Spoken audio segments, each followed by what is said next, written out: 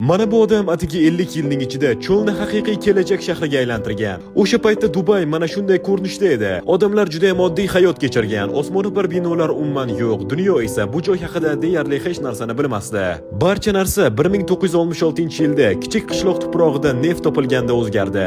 Dubay hukmdori neft abadiy davom etmasligini tushundi va shaharni neft pullariga bog'liq bo'lmagan holda rivojlantirishga qaror qildi. U shahar infratuzilmasini qurishni boshladi, ammo loyihalar juda qimmatga tushdi va orzusini amalga oshishdan oldin vafot etdi. O'g'li Muhammad otasining ishini davom ettirmoqchi bo'lganda, hamma unga bu imkonsiz narsa ekanini aytdi. Ammo lekin u hammaning gapiga qarshi chiqib, dunyodagi eng baland binoni, eng katta sun'iy orolni qurdi va Dubayni dunyoning markaziga aylantirdi. Hikoyaning xulosasi shuki, hech qachon taslim bo'lmang. Odamlar ishonmasa ham yo'lingizdan qaytmang. Muhimi oldinga yurish va ortga qaramaslik. Agar videoni shu yergacha tomosha qilgan bo'lsangiz, kommentariyada bitta 100 raqam emojisini qoldirib keting. Luminex kanaliga obuna bo'ling.